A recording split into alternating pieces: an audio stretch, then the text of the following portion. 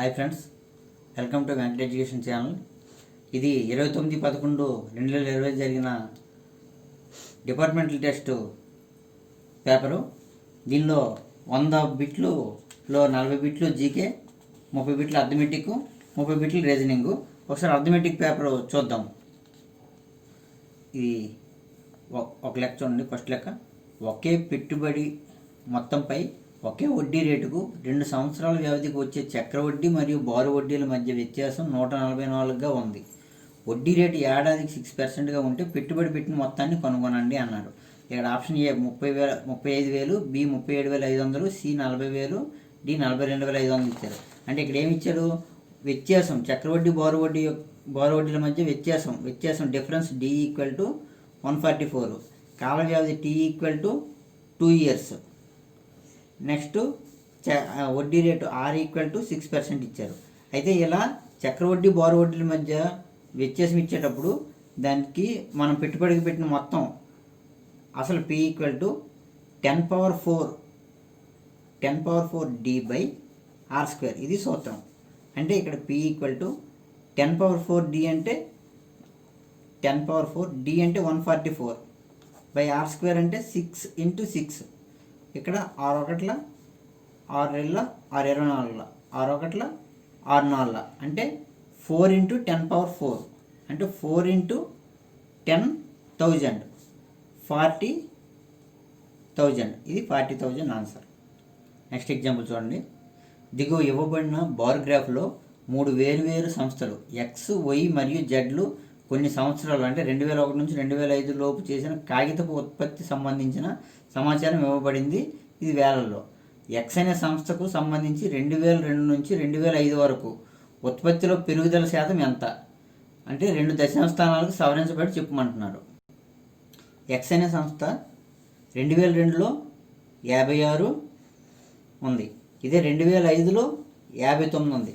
అంటే 56కి 59 డిఫరెన్స్ 3. 2002లో 56, 2005లో 59. ఈ డిఫరెన్స్ 3. 3/2002 ఎంత ఉంది? 56 × 100 that equal to 300/56 that equal to 5.357. ఇది 2 స్థానాలకి 5.36 అంటే ఆన్సరు బి. Next problem.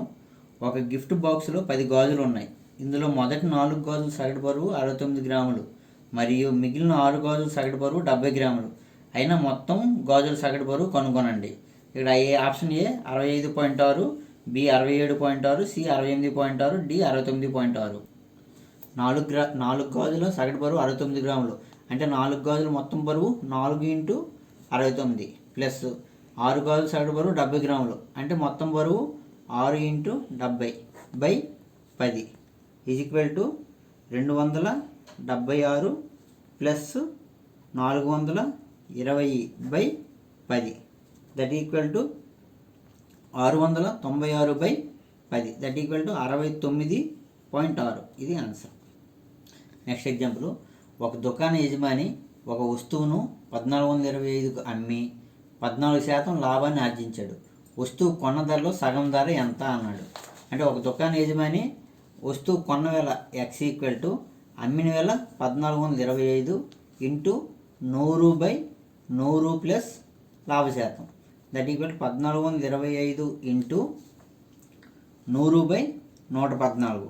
ఈ 114 అంటే 3 3 9 3 8 24. ఇది 3 4 12 3 7 27 3 5 25. ఇది 19 2 25 2 1 250 దట్ ఈక్వల్ టు 1250. 25 1250 అంటే ఎక్స్ విలువ ఎంత వచ్చింది మనకి? 1250. ఏమడిగాడు? కొన్న ధరలో సగం ధర ఎంత అన్నాడు. కొన్న ధర ఎక్స్ 1250 అయితే దానిలో సగం ధర x/2 ఈజ్ ఈక్వల్ టు 1250/2 అంటే 1125. 1120 1250/2 అంటే 625. ఇది ఆన్సర్. నెక్స్ట్ లెక్క. కొంత డబ్బును అంకిత్, బాబు, క్రిస్టో మరియు డేవిడ్లు నలుగురు 5:4:3:2 నిష్పత్తిలో పంచాల్సి ఉంది. డేవిడ్ కంటే క్రిస్టో 112 అధికం పొందితే బాబు వాటా ఎంత అన్నారు. అయితే ఇక్కడ అంకిత్, బాబు, క్రిస్టో, డేవిడ్ ఈ నలుగురు 5:4:3:2 నిష్పత్తిలో పంచుకుంటున్నారు. అయితే డేవిడ్ కంటే క్రిస్టోకి 112 అధికం వచ్చింది. అంటే డేవిడ్కి 2 వాటాలు అయితే క్రిస్టో 3 వాటాలు. అంటే వీళ్ళిద్దరు డిఫరెన్స్ ఎంత? 2కి 3కి 1 వాటా. ఈ డిఫరెన్స్ ఎంత ఇక్కడ లెక్కలో? 112. అంటే 1 వాటా = 112. అప్పుడు బాబు వాటా ఎంత? ఇది వీళ్ళిద్దరి మధ్య 1 వాటా డిఫరెన్స్ 112. ఇప్పుడు బాబు వాటా ఎన్ని వాటాలు? 4 వాటాలు. అంటే 1 వాటా 112 అయితే 4 వాటాలు = 112 × 4 దట్ = 448. ఇది ఆన్సర్. నెక్స్ట్ ఎగ్జాంపుల్ చూడండి. ఒక నేల పొడవు దాని వెడల్పుకు 125% ఉంది. ఆ నేల వైశాల్యం 45 మీటర్ స్క్వేర్ అయితే ఆ నేల పొడవు మరియు వెడల్పుల మొత్తం ఎంత? నేల పొడవు వెడల్పుకు 125% అన్నారు. అంటే ఇక్కడ పొడవు వెడల్పు కట్టాలి ముందు. పొడవు వెడల్పు 100 అనుకోండి.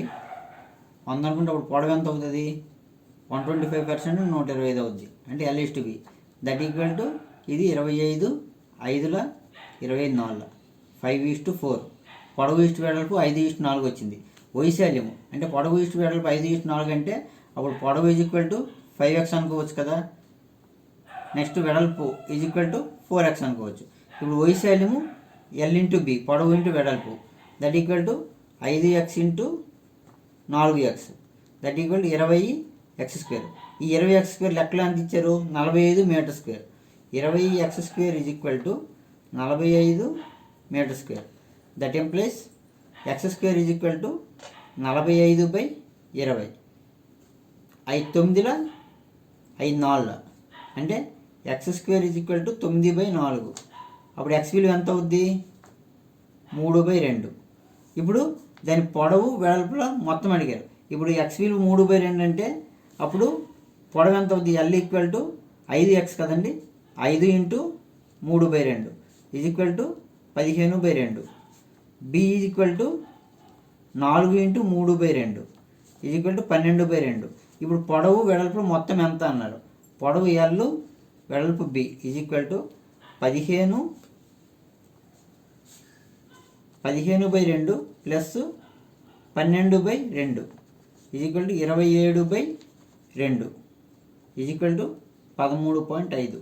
ఇది ఆన్సర్. నెక్స్ట్ ఎగ్జాంపుల్ చూడండి.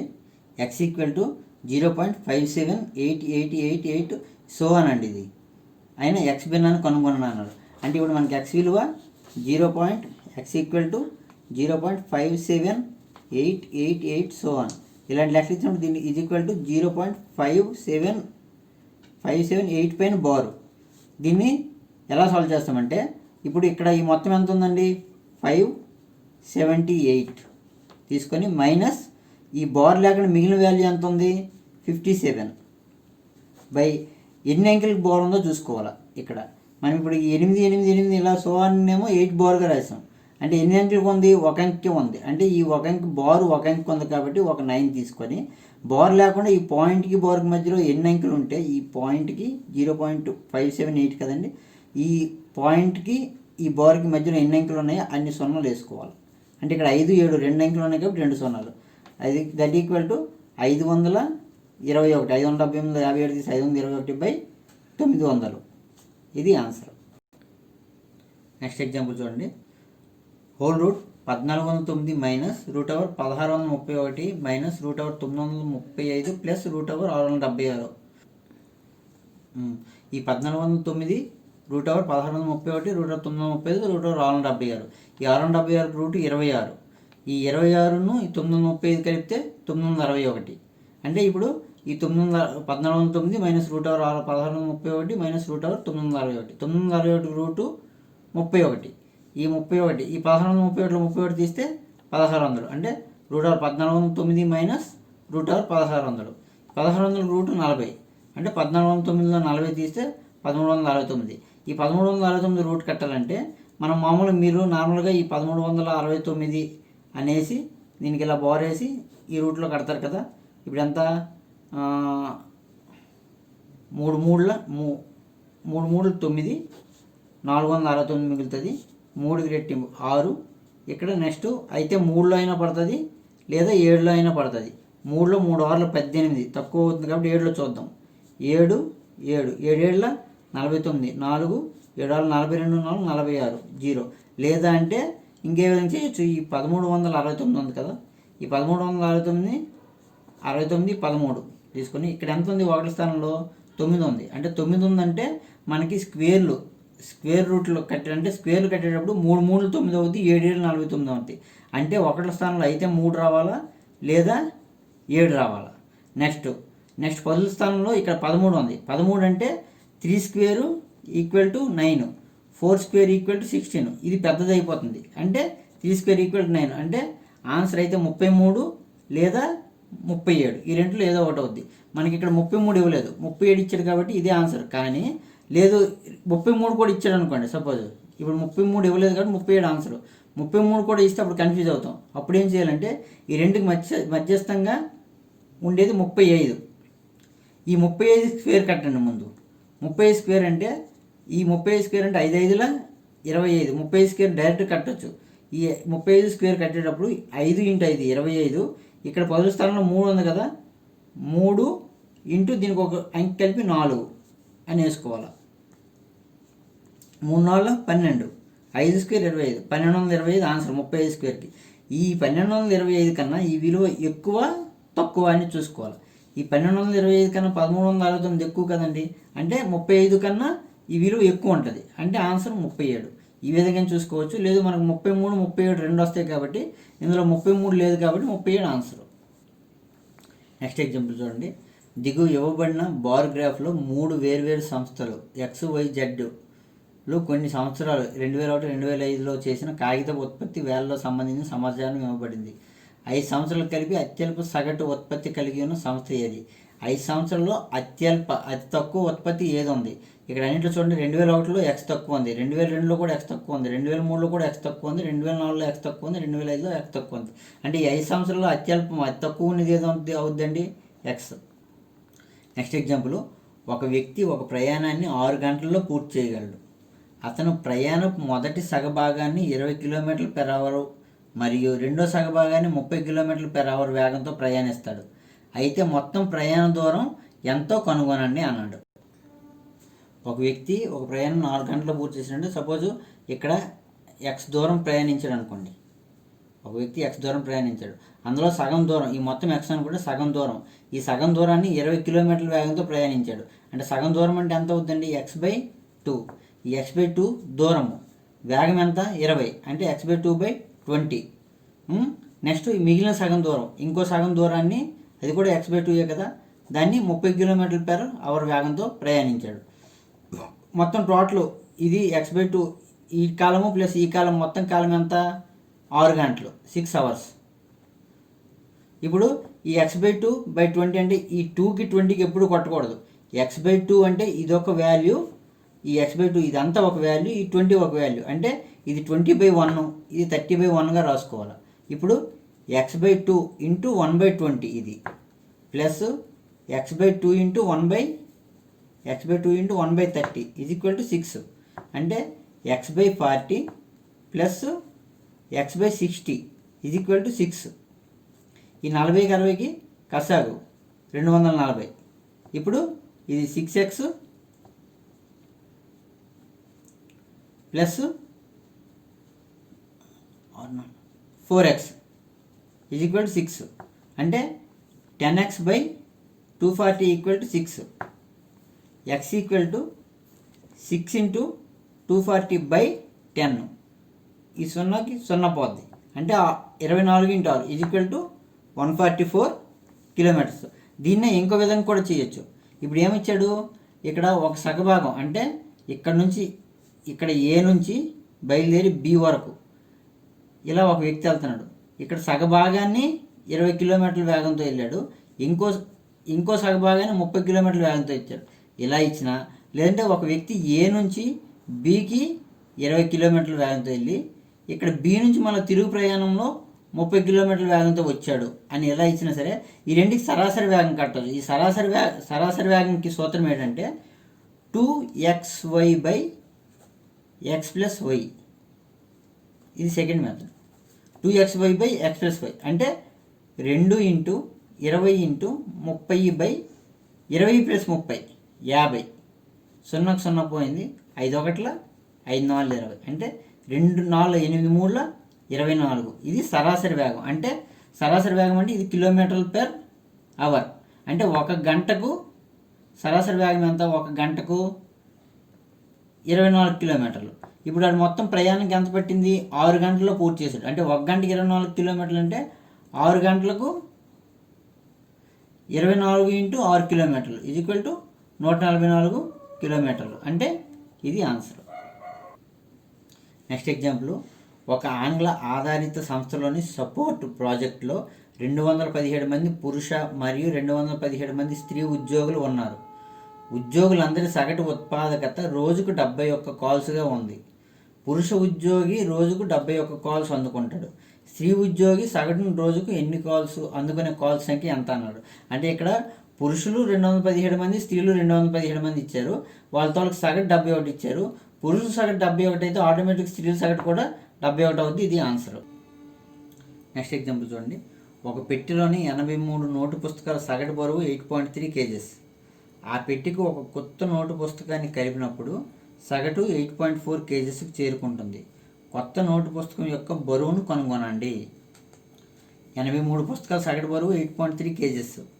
83 పుస్తకాలు మొత్తం బరువు ఎంత అవుద్ది? 8.3 × 83 అంటే 688.9 kgs. ఇప్పుడు ఇక్కడ ఒక కొత్త నోటు పుస్తకాన్ని కలిపినప్పుడు సగటు 8.4కి వెళ్ళింది. అంటే ఒక నోటు పుస్తకం పెరిగాడంటే 84 నోటు పుస్తకాలు. 84 పుస్తకాల సగటు ఏమో 8.4 kgs. 84 పుస్తకాలు మొత్తం ఏమో 8.4 × 84 705.6 kgs. ఇప్పుడు ఈ 705.6 kgsలో 688.9 తీసేస్తే 16.7 kgs. ఇది ఆన్సర్. ఇదిగోండి ఇక్కడ 16.7. Next example. ఒక వస్తువుపై వరుసగా 10% మరియు 20% రాయితీలు ఇచ్చిన తర్వాత దాని అమ్మకం ధర 1620కి చేరింది. కొనుగోలు ధర ముద్రిత ధరలో 50% ఉంటే కొనుగోలు ధర ఎంత? ఒక వస్తువు కొన్న వేల X అనుకున్నాం, అదే ముద్రిత వేల X అనుకున్నామండి. ముద్రిత వేల మీద రాయితీ 10% ఇచ్చాడు, 20% ఇచ్చాడు. అంటే ఈ ముద్రిత వేల మీద 10% రాయితీ అంటే X × 100 - 10/100. ఇది 10% రాయితీ. మళ్ళీ ఇంకో రాయితీ ఇచ్చాడు, వరుస రాయితీలు వరుసగా 10%, 20%. ఇంకో రాయితీ ఎంత ఇచ్చాడు? 100 - 20% రాయితీ ఇచ్చాడు. 100 - 20/100 = 1620. ఇప్పుడు X × 90/100 × 80/100 = 1620. X = 1620 × 100/90 × 100/80 అంటే ఇది ఇటు వెళ్తే 100/80 అవుద్ది. ఇది ఇటు వెళ్తే అవతలకి వెళ్తే 100/90 అవుతుంది కదా. ఇప్పుడు ఈ 0కి ఈ 0, ఈ 2 0కి 2 0 పోతే 4 2 8, 4 4 16, ఇక్కడ 2 ఉంటుంది, 4 5 20, 9 1 9 4 36, 9 5 45, 2 1 2 50. అంటే 45 × 50 అంటే 0 5 5 25, 2 5 4 20, 2250. ఇదేని విలువ? X విలువ. అంటే ఇది ముద్రిత విలువ. ఇప్పుడు కొనుగోలు ధర ముద్రిత ధరలో 50% అన్నారు. అంటే ముద్రిత ధర X = 2250. దీనిలో 50% అంటే సగం, అంటే X/2. ఇది కొనుగోలు వేల. X/2 = 2250/2 = 1125. దీన్ని మరో రకం కూడా చేయొచ్చు. ఇప్పుడు ఇది 1125 ఆన్సర్. కానీ ఇప్పుడు వరుసగా 2 రాయితీలు ఇచ్చాడు. ఇప్పుడు ఏదైనా ఒక వస్తువు మీద వరుసగా 2 రాయితీలు ఇచ్చాడు అంటే దాని అర్థం ఒక రాయితీ X% అనుకోండి, ఇంకో రాయితీ Y% అనుకోండి. అప్పుడు దానికి సూత్రం ఏంటంటే X + Y - XY/100. X plus Y minus XY by 100 వరుస రెండు రాయితీలు ఇచ్చిన వరుస రెండు లాభాలు వచ్చిన వరుస రెండు నష్టాలు వచ్చిన ఈ సూత్రం ప్రకారం మనం చేసుకోవచ్చు. ఇప్పుడు ఈ సూత్రం ప్రకారం ఎక్స్ విలువ ఎంత 10, వై విలువ 20 మైనస్ ఎక్స్ విలువ 10 ఇంటూ 20/100. ఈ సున్నాకి ఈ సున్నా, ఈ సున్నాకి ఈ సున్నా పోయింది. ఇప్పుడు 10 + 20 30 మైనస్ 2 ఈక్వల్ టు 28%. అంటే వరుస రెండు రాయితీలు ఇచ్చినప్పుడు దీన్ని సరాసరి రాయితీ 28 అవుద్ది. ఇప్పుడు ఈ మనకు ముద్ర ధర ఎక్స్ అనుకున్నాం కదా, X into 100 minus 28/100 is equal to 1620. అంటే X into 72/100 is equal to 1620. X equal to 1620 into 100/72. ఇప్పుడు 9 9 9 9 9 8 72 0 4 2 4 45 2 1 2 50. అంటే ఎక్స్ విలువ 2250 వచ్చింది. ముద్రిత విలువ 2250 ఇస్తే కొన్న వేళ ఇందులో 50% 1125. ఇది మన ఆన్సర్. నెక్స్ట్ ఎగ్జాంపుల్ చూడండి. 27,278 9తో భాగించినప్పుడు వచ్చే శేషం ఎంత? దీనిలో ఇది చాలా ఈజీగా ఇచ్చిందని. ఇప్పుడు 9తో ఇది 27 9తో తెగుతుంది, ఇది 27 9తో తెగులుతుంది, మిగిలింది 8 మిగులుతుంది. అంటే శేషము 8. నెక్స్ట్ ఎగ్జాంపుల్ చూడండి. చక్రవడ్డీ కింద పెట్టుబడి పెట్టిన కొంత మొత్తం 7 సంవత్సరాల్లో రెట్టింపు అవుతుంది. ఎన్ని సంవత్సరాల్లో ఆ మొత్తం 16 రెట్లు అవుతుంది అని అడిగాడు. చక్రవడ్డీ అన్నాడు కాబట్టి చక్రవడ్డీ సూత్రం A equal to P into 1 + R/100 whole power n. అంటే ఇక్కడ 7 సంవత్సరాలను ఇచ్చాడు. అంటే P into 1 + R/100 whole power 7 is equal to 7 సంవత్సరాలకి ఏమైంది? రెట్టింపు అవుతుంది. అంటే ఈ అసలు P ఏమో 2P అవుతుంది 7 ఇయర్స్కి. 7 ఇయర్స్కి P ఏమో 2P అవుతుంది. అంటే ఈ P పోతే 1 + R/100 whole power 7 is equal to 2 వచ్చింది రెట్టింపు. ఇప్పుడు ఏమడిగాడు? 16 రెట్లు అవుతుంది అంట. 2కి 16 రెట్లు అవ్వాలంటే 2^4 వేసుకుంటే 16 రెట్లు అవుతుంది కదండి. 2 × 2 × 2 × 2 2^4 16 వస్తుంది. కాబట్టి ఇక్కడ 1 + R/100 whole power 7 whole power 4 వేసుకుంటే ఈజ్ ఈక్వల్ టు 2^4. అంటే 1 + R/100 whole power 28 is equal to 16. అంటే మనకి ఇక్కడ ఆన్సర్ 28 అవుతుంది. దీనికి ఇక్కడ ఆన్సర్ 28 అవుతుంది. దీనికి మరో రూపంలో కూడా చేయొచ్చు. ఏంటంటే ఇప్పుడు 7 సంవత్సరాలకి రెట్టింపు అవుతుంది. అంటే అసలేమో 2 రెట్లు అవుతుంది. 7 సంవత్సరాలకి 2 రెట్లు అవుతుంది. అంటే 2P అవుతుంది 7 సంవత్సరాలకి. మరో 7 సంవత్సరాలకి ఎంత అవుతుంది? 7 సంవత్సరాలు 2P అయితే ఇంకో 7 సంవత్సరాలకి 4P అవుతుంది. ఇది మరో 2 రెట్లు పెరుగుతుంది. 2P ఏమో 4P అవుతుంది. మరో 7 సంవత్సరాలకి 4P ఏమో 8P అవుతుంది. మరో 7 సంవత్సరాలకి 8P ఏమో 16P. అంటే ఇది P అంటే అసలు కదా. అంటే 7 సంవత్సరాలకి 2 రెట్లు అన్నప్పుడు మరో 7 సంవత్సరాలు 4 రెట్లు, మరో 7 సంవత్సరాలకి 8 రెట్లు, మరో 7 సంవత్సరాలు 16 రెట్లు అవుతుంది. అంటే దీనికి రెట్టింపు అవుతూ వస్తుంది. ఇప్పుడు మొత్తం ఎంత అయిందండి? 1 2 3 4 7 4 28 సంవత్సరాలకి 16 రెట్లు అవుతుంది. కాబట్టి ఆన్సరు 28. Next example. దిగువ ఇవ్వబడిన బార్ గ్రాఫ్లో 3 వేర్వేరు సంస్థలు XY Z కొన్ని సంవత్సరాలు 2001 2005 చేసిన కాగిత ఉత్పత్తి సంబంధించిన సమాచారం ఇవ్వబడింది. అయితే ఇక్కడ క్వశ్చన్ ఏమడిగాడంటే 2001లో Z కంపెనీ మరియు 2002లో Y కంపెనీలో ఉత్పత్తుల మధ్య భేదం ఎంత అని అడిగాడు. 2001 Z కంపెనీ అంటే 2001లో Z కంపెనీ 58, 2002లో Y కంపెనీ 61. ఈ 58కి 61 డిఫరెన్స్ ఎంత అండి? 3. కాబట్టి ఆన్సర్ 3. Next example. 115 మీటర్ల పొడవున్న ఒక రైలు 54 km/h వేగంతో ప్రయాణిస్తూ ఒక వంతెనను 23 సెకండ్లలో దాటుతుంది. వంతెన పొడవు కనుగొనండి. రైలు పొడవు 115 మీటర్లు ఇచ్చారు. రైలు పొడవు 115 మీటర్లు, వంతెన పొడవు మనకు తెలియదు, వంతెన పొడవు మనకు కనుక్కోమన్నారు. అంటే రైలు పొడవు 115 మీటర్లు, వంతెన పొడవు సమ్ ఎక్స్ అనుకున్నాం అనుకోండి. రైలు పొడవు ప్లస్ వంతెన పొడవు సమ్ ఎక్స్ అనుకుంటే రైలు వంతెన దాటుకుంటూ వెళ్తుందంటే రైలు పొడవు ప్లస్ వంతెన పొడవు మొత్తం ప్రయాణిస్తుంది కదా. కాబట్టి 115 ప్లస్ ఎక్స్ మొత్తం దూరాన్ని ఎంత వేగంగా ప్రయాణిస్తుంది? 54 కిలోమీటర్లు పెర్ అవర్. 54 కిలోమీటర్లు పెర్ అవర్ ఎన్ని సెకండ్లో దాటుతుంది? 23 సెకండ్లో దాటుతుంది. ఈ కిలోమీటర్ పెర్ అవర్ని ఇక్కడ మీటర్లో ఉంది, ఇక్కడ సెకండ్లో ఉంది, కాబట్టి దీన్ని మీటర్ పర్ సెకండ్లో మార్చుకోవాలంటే ఇంటూ 5/18. ఇప్పుడు 115 plus X is equal to 23 into 54 into 5/18. అంటే ఈ బైలో ఉన్నది ఇటు వెళ్తే ఇంటూ అవుద్ది. ఇప్పుడు 18 ఒకట్ల 18 మూడుల 23 మూడుల 69 ఇంటూ 5 ఈజ్ ఈక్వల్ టు 945 345. ఇప్పుడు 115 రైలు పొడవు ప్లస్ వంతెన పొడవు ఈజ్ ఈక్వల్ టు 345 మీటర్లు వచ్చింది. అప్పుడు వంతెన పొడవు కావాలంటే 345 మైనస్ 115 ఈజ్ ఈక్వల్ టు 230 మీటర్లు. అంటే వంతెన పొడవు ఎంత? 230 మీటర్లు. ఇది ఆన్సర్.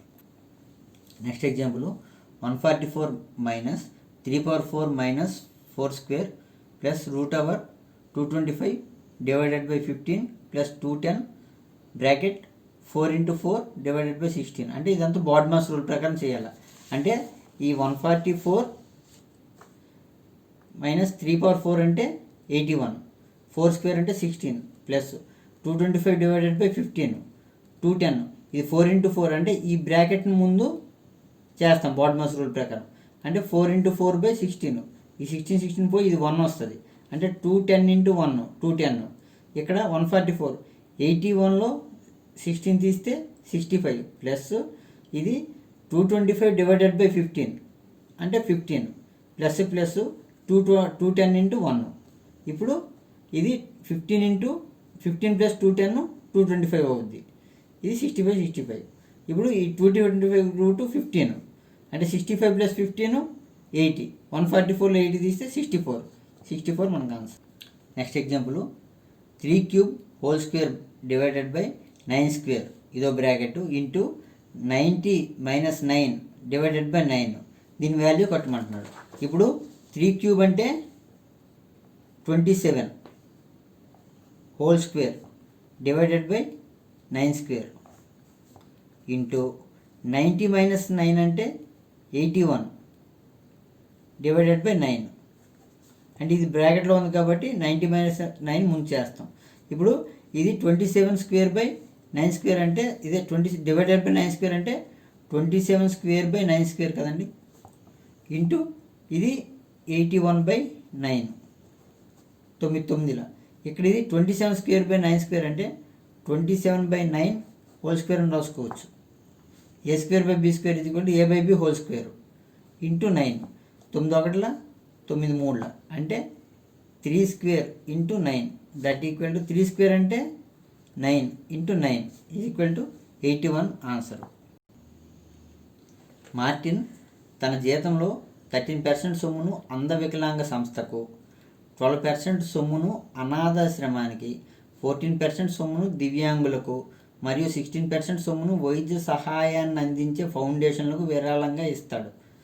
అలా ఇవ్వగా మిగిలిన 18,450 రూపాయల జీతాన్ని నెలవారీ ఖర్చుల కోసం బ్యాంకులో డిపాజిట్ చేస్తాడు. అంధ వికలాంగుల సంస్థకు అతడు విరాళంగా ఇచ్చిన సొమ్మును కనుగొనండి అన్నాడు. ఇక్కడ మార్టిన్ జీతంలో 13% సొమ్ము అంధ వికలాంగం కంటే 13% ప్లస్ 12% ఏమో అనాథాశ్రమానికి ప్లస్ 16% ఏమో వైద్య సహాయాన్ని అందించే 14% దివ్యాంగులకు, 16% వైద్య సహాయం, 14% దివ్యాంగులకు, 16% వైద్య సహాయం. మొత్తం ఇదంతా కలిపి మనకి 12, 13, 25, 30 55% విరాళంగా ఇస్తున్నాడు. ఇంకా మిగిలింది ఎంత ఉంటుంది? 55% ఇస్తే 100లో 55 తీస్తే 45% మిగులుతుంది. ఈ 45%ను నెలవారీ ఖర్చుల కోసం బ్యాంకులో డిపాజిట్ చేస్తాను. అంటే x into 45% is equal to 18,450. ఈ 18,450 బ్యాంకులో డిపాజిట్ చేస్తున్నాడు అన్నారు. అంటే ఈ మొత్తం ఆయన జీతం ఎక్స్ అనుకుంటే అందులో ఈ విరాళాలు 55% తీసేగా మిగిలింది 45%. ఈ 45% బ్యాంకులో డిపాజిట్ చేస్తున్నాడు. అంటే X into 45% equal to 18,840. That implies X is equal to 18,450 into 100/45. 9 9 18, 9 45, 5 1 5 4 20. అంటే మొత్తం 41,000 అతని శాలరీ. అయితే దీనిలో ఏమడిగాడు మనకి? అతడు అంధవికలాంగ సంస్థకు విరాళంగా ఇచ్చిన సొమ్మును కనుక్కోమన్నాడు. అంటే ఈ 41,000లో అంధవికలాంగులకు ఎంత ఇస్తున్నాడు? 13% సొమ్ము. అంటే into 13/100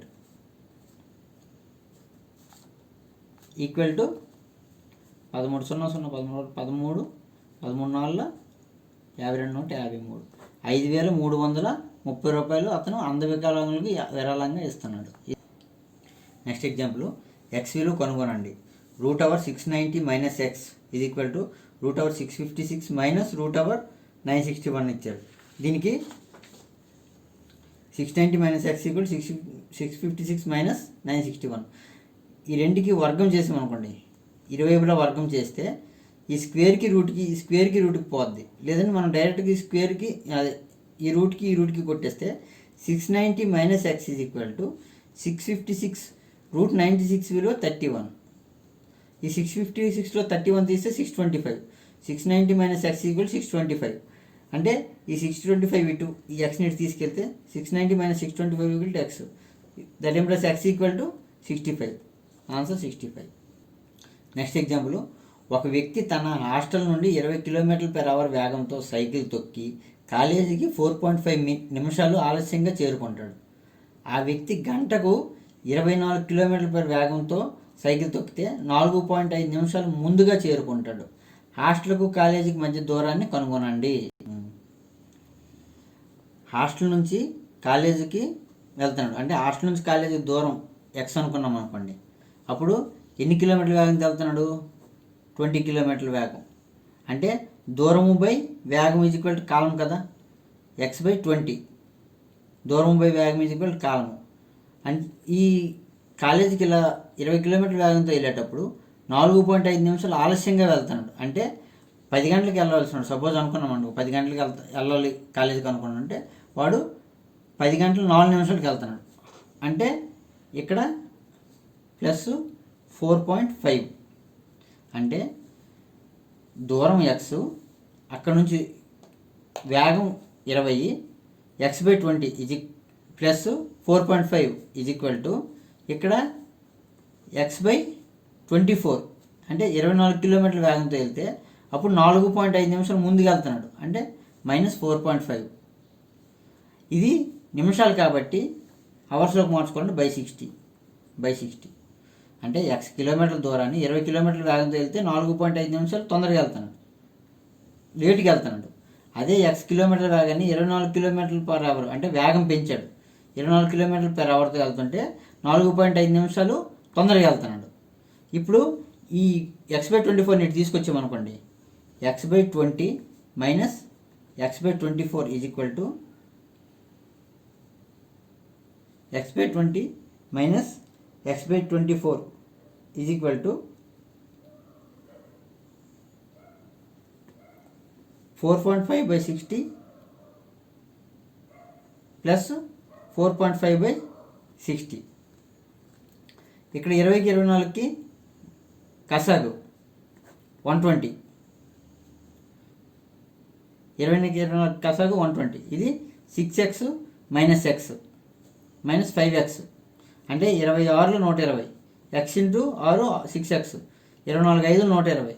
x into 5 5x is equal to ఇది 4.5 అంటే కసాకు 60 4.5 ప్లస్ 4.5 ఈజ్ ఈక్వల్ టు 9/60 అంటే ఇది x/120 is equal to 9/60.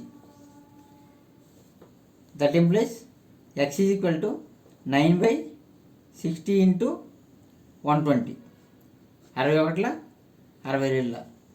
x equal to 18. ఇది ఆన్సర్. అంటే ఇక్కడ ఎక్స్ దూరం ఎక్స్ 20 కిలోమీటర్ల వేగంతో వెళ్తున్నాడు. 20 కిలోమీటర్ల వేగంతో వెళ్ళినప్పుడు 4.5 నిమిషాలు ఆలస్యం అవుతుంది.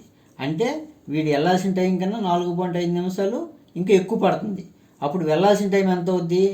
ఈ x/20లో ఈ x/20 ఇందులో వెళ్ళాల్సిన టైం ఎక్కువ ఉంది.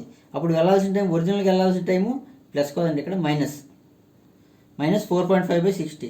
ఇది 24 కిలోమీటర్ల వేగంతో వెళ్తున్నప్పుడు 4.5 నిమిషాలు ముందుగా చేరుతున్నాడు. అంటే 10 గంటలకు వెళ్ళాల్సినాడు ఇంకా 4 నిమిషాలు ముందే వెళ్ళిపోతున్నాడు.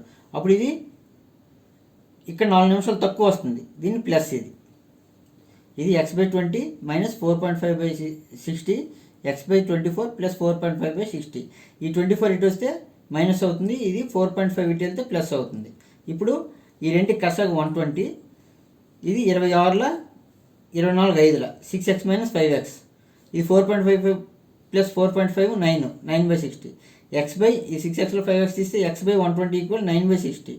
x equal 9/60 into 120 61 9 18. Answer 18. Next example, రెండు సంఖ్యల కసాగు 56, వాటి గసాబా 7. అందులో ఒక సంఖ్య 56గా ఇవ్వబడితే ఇంకొక సంఖ్యను కనుగొనండి అన్నాడు. అంటే రెండు సంఖ్యల కసాగు గసాబు ఇచ్చినప్పుడు ఒక సంఖ్య ఇచ్చి రెండో సంఖ్య అడిగినప్పుడు రెండు సంఖ్యల లబ్ధము ఒక సంఖ్య ఏ ఇంకో సంఖ్య బి అనుకుంటే రెండు సంఖ్యల లబ్ధము ఈజ్ ఈక్వల్ టు కసాగు ఇంటూ గసాబా. రెండు సంఖ్యల లబ్ధము ఈజ్ ఈక్వల్ టు కసాగు ఇంటూ కసాబా. ఒక సంఖ్య మనకి 56 ఇచ్చాడు, ఇంకో సంఖ్య తెలియదు. ఈజ్ ఈక్వల్ టు కసాగు ఎంత 56, గసాబా 7. ఇప్పుడు B is equal to 56 into 7/56. 56కి 56 పోతే 7. రెండో సంఖ్య ఎంత 7. ఇది ఆన్సర్.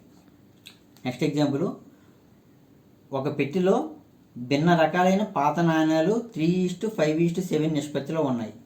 పాత నాణ్యాల విలువలు వరుసగా ₹1, ₹5 మరియు ₹10గా ఉన్నాయి. పెట్టెలో నాణ్యాల మొత్తం విలువ ₹2,156 అయితే ₹10 నాణ్యాల సంఖ్యను కనుగొనండి అన్నాడు. పెట్టెలో భిన్న రకాలైన పాత నాణ్యాలు అన్నాడు. అవి ఎంత ఏ నిష్పత్తిలో ఉన్నాయి? 3:5:7 అంటే 3x. ఈ 3:5:7 నిష్పత్తిలో ఉన్నాయి. ఈ పాత నాణ్యాలు వరుసగా ₹1, ₹5, ₹10గా ఉన్నాయి అన్నారు. అంటే ఈ 3 వాటాలు ఏమో రూపాయి నాణ్యాలేమో 3 వాటాలు, ₹5 నాణ్యాలేమో 5 వాటాలు, ₹10 నాణ్యాలేమో 7 వాటాలు ఉన్నాయని అర్థం. ఇప్పుడు ఇది మొత్తం నాణ్యాలు ₹3 నాణ్యాలు మొత్తం 3x అనుకుంటే ₹5 నాణ్యాలు 5x అవుద్ది, ₹10 నాణ్యాలు 7x అవుద్ది. అయితే ఈ ₹3 నాణ్యాల మొత్తం విలువ ఎంత అవుద్ది? ఈ 3x నాణ్యాలు మొత్తం. ఇక్కడ అవి ఎన్ని ఉన్నాయి? అవి ఎంత రేటు? దాని విలువ ఎంత? రూపాయి. అంటే 3x ఇంటూ 1 ప్లస్ ఇవి 5x నాణ్యాలు అనుకున్నాం. 5x. ఈ 5x నాణ్యాలు ఎన్ని రూపాయలువి? ₹5. ₹5 నాణ్యాలు 5x ఉంటే సపోజ్ ₹5 నాణ్యాలు 5 ఉంటే మొత్తం విలువ ఎంత అవుతుంది? 5 × 5 ₹25 అవుతుంది కదా. అలాగే ₹5 నాణ్యాలు 5x ఉన్నాయి. అంటే 5x ఇంటూ 5 ప్లస్ ఇదేమో 7x ఇంటూ ₹10 నాణ్యాలు 7x ఉన్నాయి 10 ఈజ్ ఈక్వల్ టు ఈ మొత్తం విలువ ఎంత మనకి ఇచ్చాడు?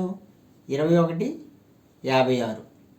ఇప్పుడు ఇది 3x plus 25x plus 70x equal to 2156.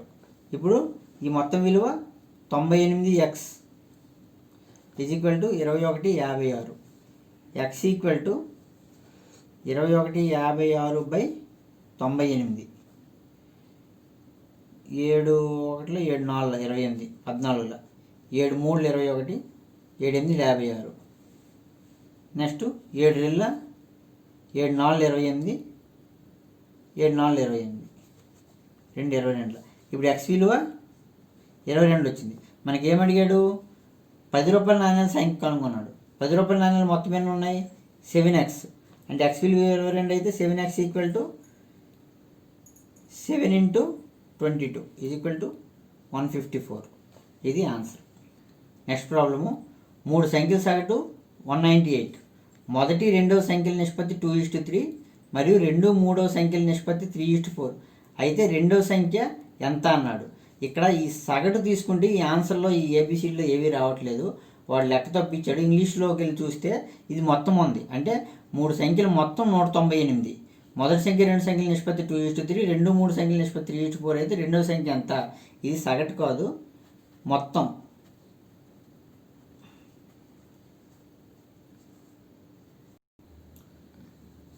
మూడు సంఖ్యలు మొత్తం ఇచ్చారు. అంటే 3 సంఖ్యలు A1, B1, C అని తీసుకుంటే వీటి మొత్తం 198. వీటి నిష్పత్తి మొదటి రెండవ సంఖ్యల నిష్పత్తి అంటే A:B ఈక్వల్ టు 2:3. నెక్స్ట్ 2 మూడవ సంఖ్యల నిష్పత్తి B:C ఈక్వల్ టు 3:4 అని ఇచ్చాడు. ఇప్పుడు A:B equal 2:3, B:C equal to 3:4. అంటే B:C ఈక్వల్ టు 3:4 అని వేసుకుంటే A:B:C ఈజ్ ఈక్వల్ టు 2:, ఈ రెంట్లో 3 ఉంది కాబట్టి కామన్గా ఉంది కాబట్టి 3 4. A:B:C equal to 2:3:4. వీటి మొత్తం ఎంత? 198. ఇప్పుడు ఏమడిగాడు? రెండో సంఖ్య అంటే ఈ B విలువ అడిగాడు. రెండో సంఖ్య అంటే మొత్తం టోటల్ 198 ఇంటూ రెండో సంఖ్య 3 మూడు వాటాలు బై 2 + 3 5 4 9. 9 ఒకట్ల 9 2 18, 9 2 18. అంటే 22 × 3 66. ఇది మన ఆన్సర్. నెక్స్ట్, ఒక ఫార్మ్లోని ఉద్యోగుల సంఖ్య 12% పెరిగి వారి ఒక్కొక్క వేతనము 12% తగ్గించబడింది. దీనివల్ల మొత్తం వేతనాల్లో X% తగ్గుదల ఉంటే X విలువ ఎంత? ఫార్మ్లో ఉద్యోగుల సంఖ్య 12% పెరిగింది. నెక్స్ట్ వారి వేతనము 12% తగ్గింది. అంటే లాభము అంటే 12% ఇంక్రీజు, 12% డిక్రీజు. ఇలా ఇచ్చేటప్పుడు ఇప్పుడు కూడా నష్టం వస్తుంది, అంటే తగ్గుదలే ఉంటుంది. ఎక్కడైతే తగ్గుదల అంటే నష్టం. దీన్ని ఇలా లెక్కలు ఇచ్చేటప్పుడు X% పెరిగి X% తగ్గిందంటే X × X/100 అంటే 144/100. 12 12 144. 1.44/1.44. అంటే ఇలా ఏదైనా ఒక విలువకి 12% పెరిగి మళ్ళీ 12% తగ్గింది అంటే దాన్ని 12 × 12/100 అని డైరెక్ట్గా వేసుకోవచ్చు. 12 × 12 సపోజ్ X% పెరిగింది, X% తగ్గిందంటే X × X/100. X% పెరిగింది, Y% తగ్గిందంటే X × Y/100. అలా ఇప్పుడు 12 12 144/100 1.44. ఇది మన ఆన్సర్. నెక్స్ట్ లెక్క, అనిల్ ఫ్రెంచ్లో 120 మార్కులకు 81 మార్కులు, ఇంగ్లీష్లో 130 మార్కులకు గాను 97 మార్కులు, మరియు స్పానిష్లో 70 మార్కులకు గాను 29 మార్కులు, మరియు జపనీస్లో 80 మార్కులకు గాను 33 మార్కులు సాధించాడు. అతడు సాధించిన మొత్తం మార్కుల శాతం ఎంత అని అడిగాడు. అనిల్ ఫ్రెంచ్లో 120కి 81 మార్కులు, ఇంగ్లీష్లో 130కి 97 మార్కులు, స్పానిష్లో 70కి 29 మార్కులు, జపనీస్లో 80కి 33 మార్కులు సాధించాడు. అయితే మొత్తం మార్కులు 400 మార్కులు, ఆయనకు వచ్చినవి 240. ఇప్పుడు ఏమడిగాడు? అతను సాధించిన మార్కుల శాతం ఎంత అని అడిగాడు. అంటే 240 మార్కులు, 400 240 వచ్చాయి కాబట్టి 240/400 × 100. ఈ 2 0 2 0 4 60. ఆన్సర్ 60%. ఇది ఆన్సర్. నెక్స్ట్ లెక్క, క్రింది ఏ సంఖ్య 24తో భాగింపబడుతుంది అన్నాడు. అంటే ఇక్కడ ఆప్షన్స్లో 65,000, 6,52,377, 377,562, 372,662, 376, 752. అంటే 4 అంకెలు ఇచ్చి 24 చేత భాగింపబడుతుంది అన్నాడు. 24 చేత భాగింపబడాలంటే 8 చేత 8 3 24, 8 చేత 3 చేత భాగింపబడుతుంది అని చూసుకుంటే మనకు ఆన్సర్ తెలుస్తుంది. ఇప్పుడు 8 చేత 8 యొక్క భాజనీయ సూత్రం ఏంటి? ఒక సంఖ్యలోని చివరి 3 అంకెలు 8 చే భాగింపబడితే ఆ సంఖ్య మొత్తం 8 చే భాగింపబడుతుంది. ఇప్పుడు ఇందులో చివరి 3 అంకెలు 377, ఇది బేస్ సంఖ్య వచ్చింది కాబట్టి 8 చే భాగింపబడదు, ఇది ఆన్సర్ అవ్వదు. నెక్స్ట్ ఇక్కడ 562 వచ్చింది, ఇది 8 చే భాగింపబడుతుందో లేదో చూద్దాం. ఇప్పుడు 8 చేత 562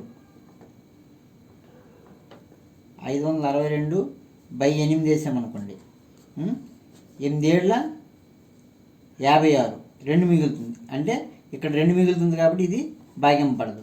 నెక్స్ట్ ఇది 652, చివరి 3 అంకెలు చూసుకోవాలి కదా. 652 8 చేత 652కి భాగించామనుకోండి, 8 8ల 64, ఎంత వచ్చింది 12, ఇది 12 మిగులుతుంది. ఇది 8తో తెగదు కాబట్టి ఇది కూడా కాదు. ఇంకా మిగిలింది 752. ఈ 752 8చే భాగింపడుతుందా లేదా? 9ల 72, 32 మిగులుతుంది. 8 4 32, అంటే ఇక్కడ శేషం 0 వస్తుంది. ఈ సంఖ్య భాగ్యం పడుతుంది.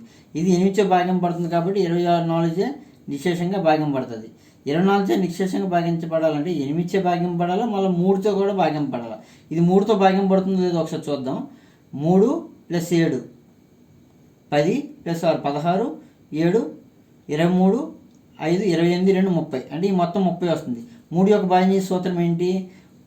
ఆ సంఖ్యలోని అంకెల మొత్తం 3తో భాగ్యం పడితే ఆ సంఖ్య 3చే నిశేషంగా భాగ్యం పడుతుంది. ఇది 8 యొక్క భాగ్య సూత్రాన్ని 752 తీసుకుంటే ఇది నిశేషంగా భాగ్యం పడుతుంది. ఈ మొత్తం కలిపితే 30, అది కూడా 3చే భాగ్యం పడుతుంది కాబట్టి ఆన్సరు ఇది. నెక్స్ట్ లెక్క, ఒక వస్తువును 315కు అమ్మడం ద్వారా వచ్చిన నష్టం అదే వస్తువును 651కి అమ్మడం ద్వారా వచ్చిన లాభంలో 60% ఉంది. ఆ వస్తువు కొన్న ధర ఎంతో కనుగొనండి.